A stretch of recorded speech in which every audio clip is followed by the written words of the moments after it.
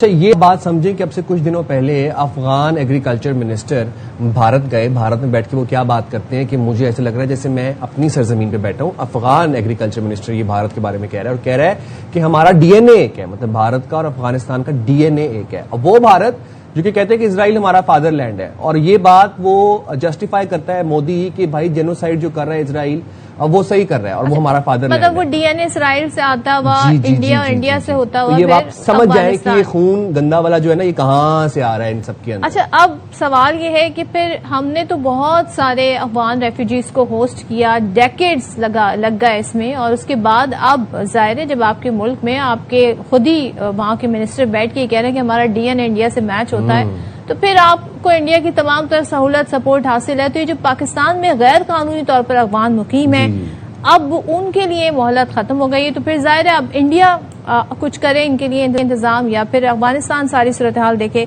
वफाकी हुकूमत ने इनके खिलाफ कार्रवाइयां तेज करने का फैसला किया है और काम ये कहते हैं कि बगैर वीजा पाकिस्तान में मुकीम हर अफगान शहरी को गिरफ्तार करके कानूनी कार्रवाई के बाद वतन वापस भेजा जाएगा।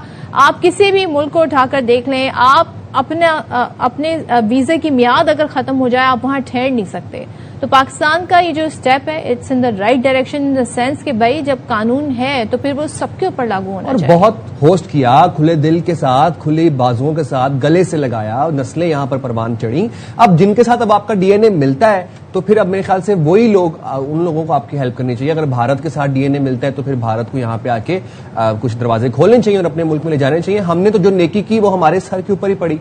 वजारत दाखिला के तमाम सूबों, आजाद कश्मीर, जीबी को, इंतजामिया को ये हिदायत जारी कर दी गई हैं कि गैर कानूनी अफगान शहरियों की गिरफ्तारी और वापसी के अमल में तेजी लाई जाए। इस मकसद के लिए रावलपिंडी समेत पंजाब में जियो टैगिंग और जियो फेंसिंग का अमल मुकम्मल कर लिया गया है, जबकि रोजाना की बुनियाद पर कार्रवाइयों की रिपोर्ट वजारत दाखिला को इरसाल की जाएगी। हुकाम ने यह भी खबरदार किया है कि गैर कानूनी अफगान शहरियों को पनाह देने या किराए पर रिहाइश फराहम करने वालों के खिलाफ भी कानूनी कार्रवाई अमल में लाई जाएगी। तो ये बात अब आप लोग भी सुन लें, गैर कानूनी तौर पर रिहाइश देने के लिए घर रेंट पे दे देते हैं या कोई अपार्टमेंट रेंट पे दे दिया, ये नहीं करना। आप ड्यू डिलिजेंस करें तो चीजें बेहतर हो सकती हैं। अच्छा, मुहिम का मकसद है इमिग्रेशन कवानीन पर मौसर अमल दरामद और मुल्क में कानूनी क़याम के निज़ाम को यकीनी बनाना है।